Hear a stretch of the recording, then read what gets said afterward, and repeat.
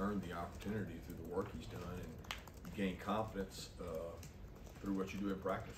And I think he continues to grow, have attention to detail in terms of pickups on checks and protection and protecting the ball and making good run reads. And he's done a lot of those things. And we certainly felt strongly enough about him and the job he's done in practice to get him some in-game carries. As a follow-up on Branson, I know you don't really do comparisons, but going back to when you were running backs coach here in 2005, it seems more if he's more of a Thomas Brown type back than Chubb. Can you kind of give me any indication on that? No, not really, because I don't think it's fair. Like, I'll let you guys do all the comparing. I'm happy with who Branson is. Like, Branson's his own person. I think everybody tries to give somebody a style of running back, but I don't know that you've got a body of work large enough to know. We probably do because we get to see him each and every day, but I don't think giving any comparisons is fair to him or the others. And I think he's going to be a really good football player. He has great burst and acceleration. He has great toughness. Kirby, I know you guys meet with the broadcast crew before the game. I noticed when getting to watch the game again that they mentioned something about Stetson and a shoulder issue. I wanted to see if what he's dealing with there, how limiting that is for him, for you guys, week of practice, game plan. Is there anything going on there? Stetson's been good. He was dinged up after the Missouri game in terms of he took some shots in that game. I think he got knocked down a couple times.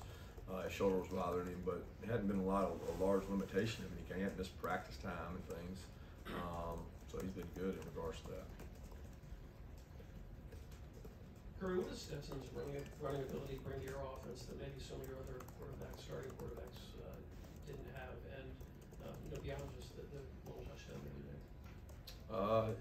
It brings the ability to make defenses play honest. You can't play a guy that can take out running a certain way, and if you do, he'll expose you. So he gives you the ability when people man match, play split safety coverages. He can do things with his feet. Third down, he becomes a weapon. Boot, let, nakeds, read plays where you can read the backer and read the flow, and you're actually defending one extra person, and we know that defensively from some of the quarterbacks we've had to face, the nightmare that can create.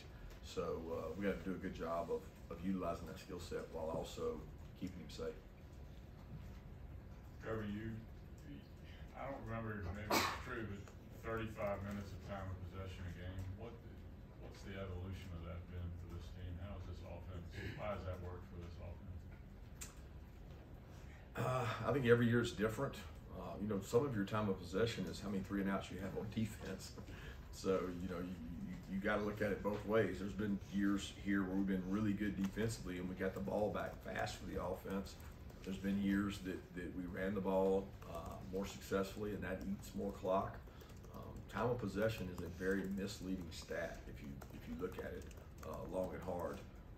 But it's something we pride ourselves on, and finishing the first half, starting the second half fast, trying to be elite at doing those things. But it's not a stat that we overanalyze. We don't sit and talk about did we hold the ball long enough. We talk a lot more about plays. Did we get enough, the number of plays we got offensively, and then defensively, how many snaps that we played. I would much rather have disparity there than in time of possession. Just injury updates on Jalen Carter, Kendall Milton, and Shmuel London after, obviously Kendall leaves the game with a groin injury, and then Shmuel and Jalen don't play on Saturday.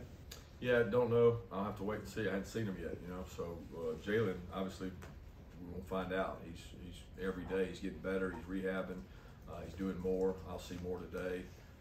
Smiles was close to being able to go in the game. Didn't practice a lot last week. Hopeful to get him back this week, and the same with him. Coach, as far as their play as far as the point of attack play goes, as far as defensive line is concerned, how do you think those guys did this past week, especially some of the younger players? Some good, some bad. And guess what? The exact same as every game. So you want to go measure everything by stats, but there's times we got cut out of our gap. There's times we got knocked off the ball. There's times we got bumped. Times we got beat, in the secondary. And times we did it right. Probably didn't have exactly the quarterback and the receivers to expose that. sometimes when we didn't do it right. But I'm proud of the development those guys have had. They keep getting better, and we've got to get more guys on defense that can play winning football, and that's going to be the key down the stretch as we play these games coming up. Including Vandy, you got to have more guys that can play with stamina. The more snaps you have to play.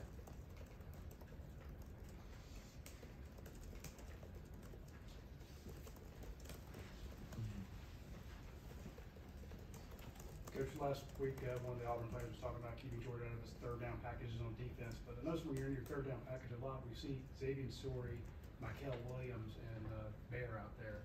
Some young guys on your money down. Can you talk a little bit about the faith you have in putting those three guys out there? Yeah, they've earned the right to be out there. They're extremely good athletes. They have quickness, explosive. Might not have the strength in terms of the core weight room. I mean, Bear's coming off of shoulder surgery. Michael's a freshman that went through spring, and then Sawyer's a guy that came in and had not played a lot of football in high school because of injuries. So they all three have really good traits. I think one of the best things we do here at Georgia is take a freshman and say, what does he do really well? How do we utilize that in year one?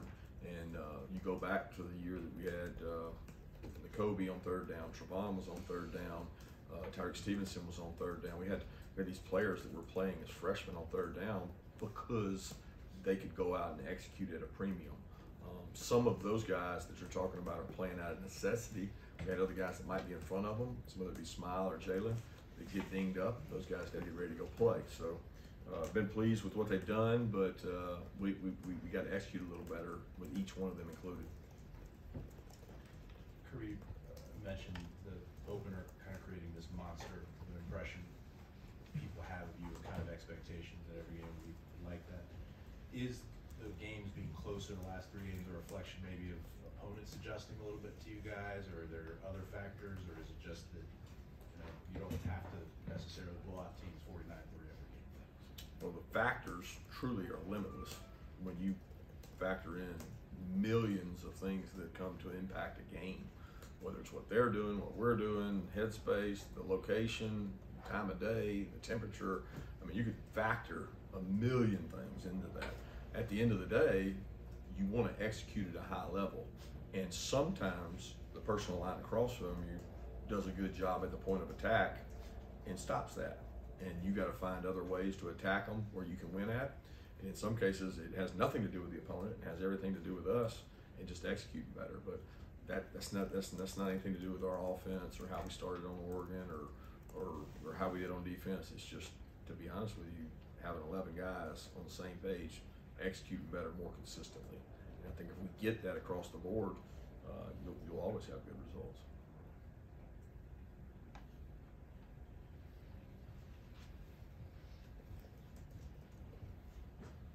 Coach, you already talked about Xavier Story, but Ryan Davis was another guy that had stepped up with Smell Mountain being out. How would you describe his game yesterday on Saturday, especially in a spot where you got to communicate to both the front end and the back end and execute? It's twice as hard because we're at home, so we knew we pumped crowd noise in Tuesday, Wednesday, Thursday, even Friday walk, Saturday before the game. We're still doing crowd noise to try to get the simulation of those backers having to communicate, because they're such a integral role to what we do defensively. And I thought Ryan stepped up. I mean, his maturity showed in terms of being able to have composure and play. We had to play Sorey more than maybe he's played in the past in first and second downs. And we have to continue to work on that position, because it's not a position that we have tremendous depth at. And we've got to look and always find ways to get our best guys on the field. I was proud of Ryan, though, because he's not a guy who's played a lot of snaps. He's had a lot of injuries. He's been dinged up even in recent weeks, but he went out and pushed through and played well for his team. Coaching philosophy question for you. When you have a guy that's struggling, with a couple weeks ago, you had Landry McConkey with drop passes and a muff punt. When do you pull a guy? Is it based on position? Is it based on your faith in them? Or when, not so much pulling them, how do you stick with them? Do you change it by position? Do you have different criteria from position to position, or is it player to player? Just watch practice. Millions of reps of practice, and I put a lot of value on that. And we do all we can from a sports psychology standpoint, and you go out there and practice. And if you you practice the right way with toughness, effort, energy, passion, and believe in yourself, then we're going to continue to believe in you. And I believe in all these guys we got. I see these guys work really hard every day in practice, so give them an opportunity to play free in a game and go cut loose.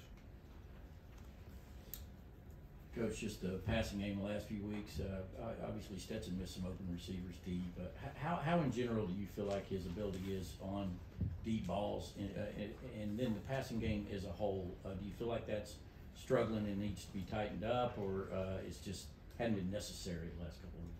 I feel great about Stetson as a passer, always have. He does a tremendous job seeing the field. He does a great job going through his reads. He's got great arm talent. He can throw touch passes. He can anticipate throws as good as anybody in terms of anticipating a guy getting open while he's getting pressure. Seen him repeatedly do that here, and he's done a good job in the passing game. So very pleased with where he is in regards to that. Kirby, you guys jumped on Vandy early last season, and obviously a very lopsided result. In what ways do you see that program improving from year 1 to year 2 under this coach? Well, you start with the first game of the year. You know, they go out to Hawaii and play in a tough environment, tough time change. Very mature to handle that and play well. They played well last week. You watched the Ole Miss tape. They came out and attacked and played well. I mean, well coached. So the expectation is that you're going to grow and get better. And everybody measures that in different amounts. I'm sure Clark has his way of measuring it, just like we have our way of trying to measure improvement. But they probably, to me, one of the most improved teams in our league in terms of the way they're playing right now. When you have a player as talented as Brock Bowers, how, as a coach, do you balance getting him the ball enough to make sure that he's consistently making an impact on this offense, but also not forcing him the ball where the opposing team knows he's going to get it and try and cover him up as triple coverage, as we saw on Saturday? Triple coverage? There was a play where Stetson threw him a ball and looked like there were 3 guys running around him. Well, I'm going to be honest with you. I love you media guys, but if you think somebody's triple covering somebody, please send me video of that so I can see it, because that means we got somebody else wide open, okay? Now, he might have thrown it in the vicinity of somebody and they broke on it, but there is no football player known to man that is going to draw triple coverage, okay? That's just not going to happen because there's too many good players around them, especially at the level we're at. But it's hard to answer that question because I don't even think I've ever heard it. But I don't think we can force the ball to Brock. We have to have touches for Brock. And if you go back and chart our games, there's when he touches the ball, usually good things happen. Also, what Brock does a really good job of is when he doesn't get the ball, go look at Kenny McIntosh's run. Go look at the frog play where we ran Darnell and Brock on the perimeter for Kenny to set up a score. There's a lot of weapons that Brock does. And because Brock and Darnell are both really good point of attack blockers, it makes them really good in the play action as well. Coach, you talked about picking up some things from Coach Lee in the past. Or any kind of example what you can give about, maybe not giving too many specifics about kind of some of the things you have learned from him?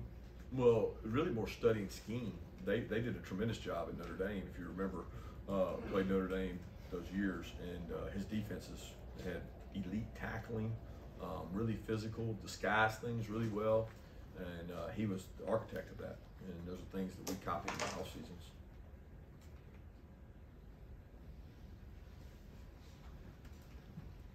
We won't get to ask you next week because you got a bye week. What is your priority for the bye week coming up after Vandy? I hadn't even thought about the bye week. I mean, I'm concerned with Vandy and getting our team better. To look at the bye week right now would be, would be dishonorable to Vandy. I mean, let's be honest. This is a good football team. I just told y'all they're one of the most improved football teams, and we respect and value that in our organization, how their kids will play and how they played last weekend.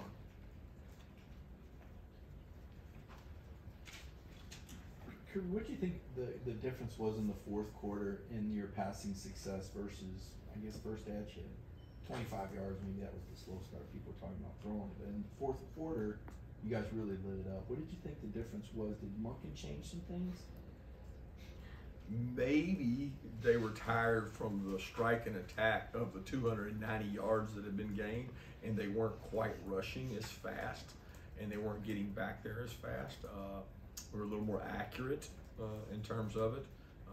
threw the ball a little better. I mean, we had a couple passes in the first quarter that we either threw high or we dropped, and then we overthrew a guy on third down. I mean, to be honest with you, when you run the ball better, guess what you also normally do? Throw the ball better. So on the drives that we ran the ball well, we threw the ball well. On the drives that we didn't run it well, we usually didn't throw it well because it brought up third and long. Coach, I wanted to ask you about the star position. First, Javon Bullard, his first game back. How pleased were you with his approach and his attitude before the game? And then Tyke Smith, the thing that you mentioned before is mainly his health and his confidence. Where do you think he is in terms of that? Both those guys continue to get better. We're going to need both of them throughout the year. We had a role for both of them in the last game. I thought they both accepted that role well, played really hard. Both had a couple, mental mistakes that you can't afford to make at that position that we didn't get exposed on. But I like the way both those guys practice, and I love the energy they kind of bring, and they kind of feed off each other. And proud of those guys. Coach, we want to get talking to Jackson Beatson just a little bit. Kind of what has he done early this season to kind of open your eyes? Well, the number one thing he's done, he's been a special teams demon. You guys don't get to see it enough, but he's taken over a role on special teams in terms of kickoff coverage, punt return. He's really been really good at what he does. He executes his assignment. He plays with great toughness. He's gotten some opportunities at wideout, but he's really physical. And the whole culture and team building and special teams being first, he's really bought into that and brought kind of an air of toughness to that room that we haven't had in a while. Let's take two more questions.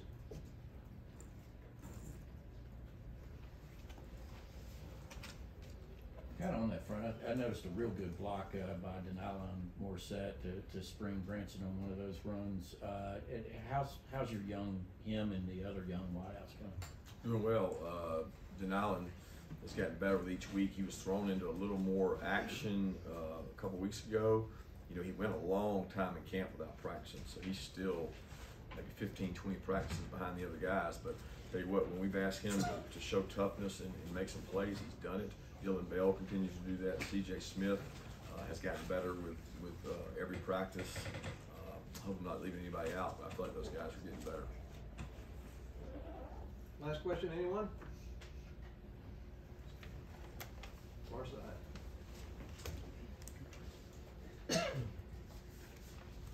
Kirby, looks like Brett Orson has a pretty good ability to kind of hit him inside the 20. Did he have that regular walk on campus, or has that been something that's developed in the last 10 months or so? Well, I wasn't with him when he was in Australia, I can promise you that. So I don't know how he kicked it there other than the videos they sent. But they do an incredible job of preparing those guys for coming to the States, being part of a college atmosphere, being part of a team. He's accepted that really well. I thought his punting Saturday was one of the positives in terms of not only the pins, but the hanging distance was really good. Thank you.